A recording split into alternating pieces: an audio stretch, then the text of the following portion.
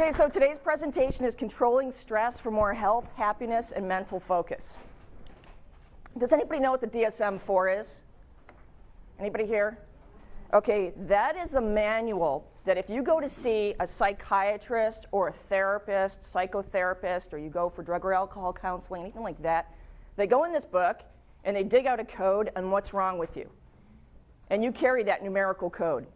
So just let me digress for a second. Any of you that are professionals that have to carry liability insurance, let me tell you this. If you're going to go for some sort of counseling, pay out of pocket. Don't use your insurance for that, okay? Because you will carry that numerical code for the rest of your life.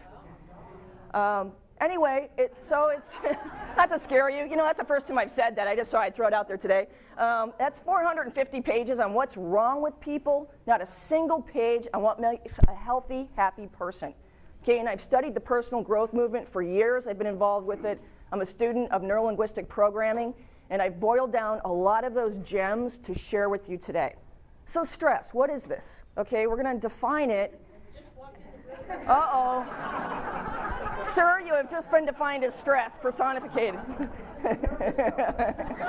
So stress really is defined as situation or environment that is exceeding our capacity to deal with it at the time, and it's impairing our health and our mental health, our physical health and our mental health. If we're having stress from our body, like chronic pain, that is mental stress. And if we're having mental stress, it manifests in the body as disease. So has everybody heard of the fight or flight response? Okay, so let me just break it down on what that is neurologically. In our nervous system, it's broken down into two categories. We have the sympathetic and the parasympathetic. And the sympathetic is the fight or flight. And that was developed to keep us alive during very primitive times when we had a lot of predators. The parasympathetic is the restorative part of our nervous system. That's digestion and sleeping and everything that's reparative to the body. And I think a lion is a really good example of this, because 90% of a lion's time, it's laying around, it's sunning itself, it's sleeping. That's the parasympathetic. 10% of its time, it's on the hunt or it's fighting other lions. That's the sympathetic. So the sympathetic nervous system was meant to keep us alive. That's its only function. And when that gets triggered, we have this huge change in our body chemistry and blood flow and everything else changes. The blood leaves the digestive system, it goes out into the limbs, your brain secretes cortisol and a bunch of other hormones, the heart starts to beat fast to supply the muscle tissue. Okay guys, that was not meant to be triggered every day, right? And that's what tears down people's health, and that's why it's the #1 cause of health visits to practitioners. I'm just going to go through a few of the common things that we really see from stress-related illness, and that's headaches, depression, insomnia. I know myself, when I have a big day, you know, it's kind of stressful, and I may not sleep well the night before. Skin gives you bad skin, it gives you acne. Muscles and joints, a lot of tension in the neck and the upper shoulders. The heart, faster heartbeat, increased blood pressure. The stomach, of course, digestive problems, and on. So you can see that there's really a big health toll being under chronic stress. Okay, so right now, we're all going to take a stress test together. You ready? You should see 2 dolphins. If you don't see 2 dolphins, you're totally stressed out. Okay. What we eat definitely affects the chemicals that we make in our body and the chemicals that we make in our brain. So what are the foods that can actually add to your stress level? Yeah, simple carbs. So this is bread, rice, potato chips, soda pop, candy. And it's really interesting what simple carbs do in our body, because they break down very, very quickly, and it elevates our blood sugar level super fast. So that's the opposite of like eating a steak or a piece of meat, right? Because that's a complex protein, and the body takes a long time to break that down, so our blood sugar elevates very slowly. But when our blood sugar shoots up really fast, then the body has to secrete a bunch of insulin to try to bring our blood sugar back down.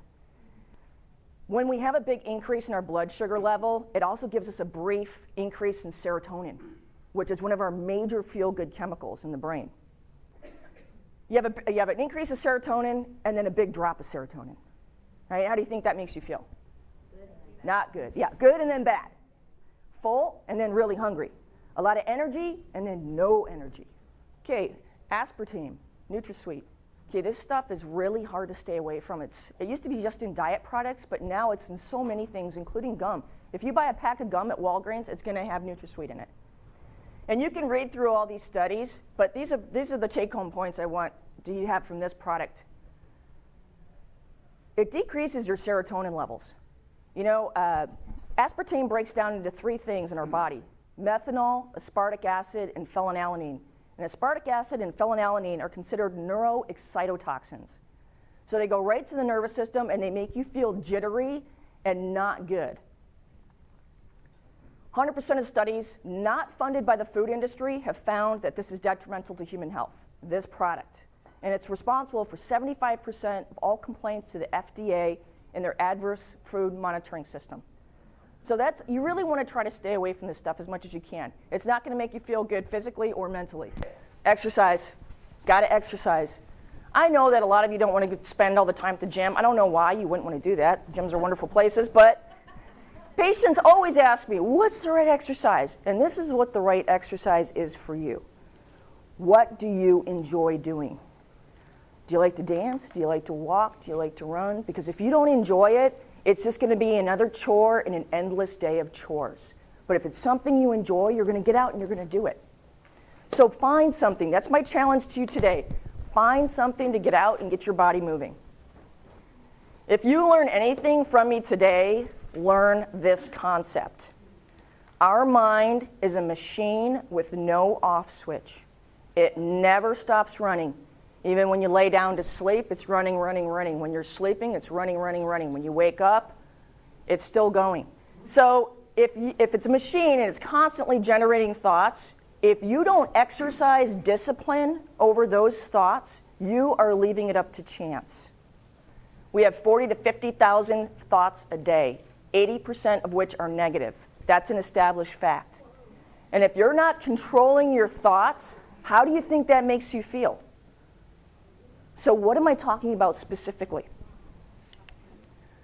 I'm talking about inner voice management. All right? Bad memories. Okay, how many of you were raised with Ward and June Cleaver? Is anybody here? Okay. All right, we've all got bad memories from one time or another, right? That time we took the beat down in school, the time we were humiliated someplace. And the natural tendency is for us to keep replaying those things. Okay? And it doesn't help you in any way. You exercise discipline to let it go. When it comes into your thoughts, saying, I'm not going to think about that, and you just push it out. Negative self-talk. Okay, this is a biggie. You know, I had a middle-aged woman, she's professional. She got off my table, and she's like, let me get my fat old butt up. And I said, oh my God, would you talk to another woman like that? And she said, no, of course not. Why would you talk to yourself like that? Hey, now we've all done things that we're not proud of or say something stupid or whatever, you know, and this is the way I handle that. You know, I'll think about for a second like, oh man, I shouldn't have said that. Okay, how could I do it better next time?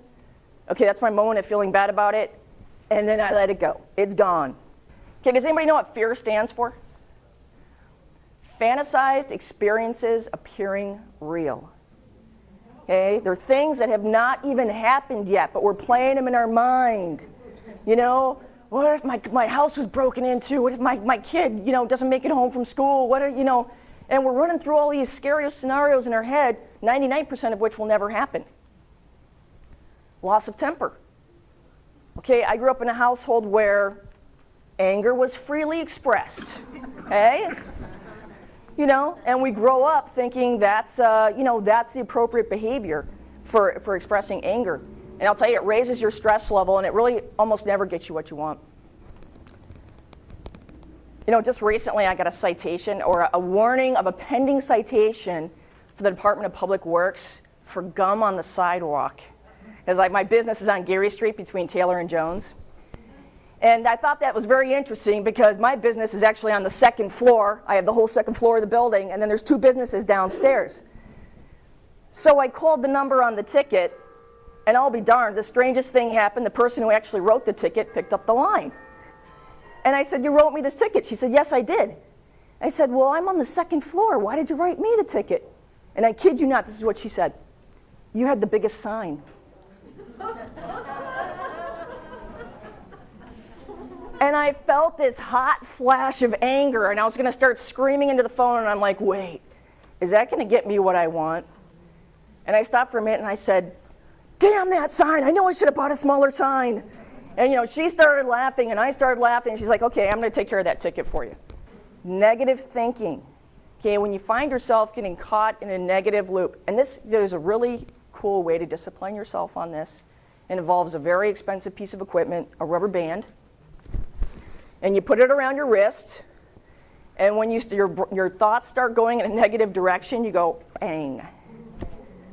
Try that for a couple days. It works.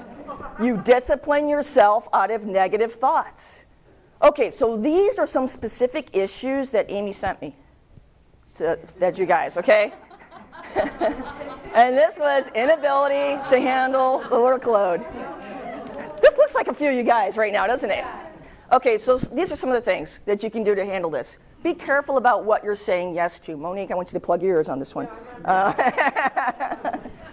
If you're like me, I'm a people pleaser. I belong to a business club, and they'd be like, can you run for president again? Can you do this? Can you do that? And I'd be like, yes, yes, yes. Wait a minute. I'm stretching myself way too thin. Make lists. Okay, I'm a business owner. I'm involved in a lot of things. I have a million things to do every day. I cannot keep that all up here. Neither can you. Every day I have my book that I carry with me, and I keep lists. Everything. If it pops into my mind, it goes in that book. The only time I drop the ball is if I didn't write it in the book, which I did last week. A dentist friend of mine was going to pick up my PowerPoint projector, and I left him standing out in the rain at 7:30 in the morning. Why? Because I didn't write it in my book. Have realistic expectations. Okay, there's only so much we can do as an individual. And don't take it home with you, because it's not going to change things. We cannot control other people. Trust me, I've tried. I've studied this stuff. I can't control people. Okay, they're going to do what they're going to do. Okay, but just stay with me in this equation for a minute. 1 plus 3 equals 4. Let's just say 1 is a variable, 3 is a constant. 4 is our consequence and our mood and our action in this equation. Now say we don't like number 4. As a matter of fact, number 4, unlucky in Chinese culture, right? Let's say we want number 7. Well, we can't change 3 because that's a constant, but we can change the variable to get a different outcome. That variable is you. Okay? You plus the other person equals your mood. You can't change the other person. They're a constant. We don't have control over it. All you can change is you. So my challenge to you is if you're dealing with difficult people, separate yourself from it, because it's not really reflection. It's not about you. It's about them. And you can't change them. All you can change is how you're perceiving it and how you're responding to it to get a different outcome for you. Okay, so now I'm just going to talk about chiropractic healthcare just a little bit, because I'm a chiropractor. And in California, 1 out of every 8 people sees a chiropractor, and that's a shame because it's a really wonderful resource, and I'm going to show you why. Chiropractic adjustments affect your brain's chemistry. Very easy study. They've done this many times. Does everybody know what endorphins are? Yeah. They're one of our really good feel-good chemicals. As a matter of fact, that's what opiates mimic in the body. That's why people get addicted to opiates, because they mimic endorphins. They take a blood sample before chiropractic adjustment, a blood sample afterwards. And after a chiropractic adjustment, you have a huge increase in endorphins, just like after exercising. It increases the parasympathetic activity and decreases the sympathetic activity. This is also very well measured and documented. So people who come in and their stress is really high, and I treat them and they're on the table and things change. This literally, the synapses in their nervous system change. And they'll get off the table and they'll be like, wow, I'm so relaxed, I'm a little sleepy, I'm a little hungry. It's because the parasympathetics are dominating. And it turns down the transmission of the sympathetic fibers. It decreases pain levels and increases the mobility of your joints. Well, we already talked about pain levels and how that's a chronic stressor to your mind.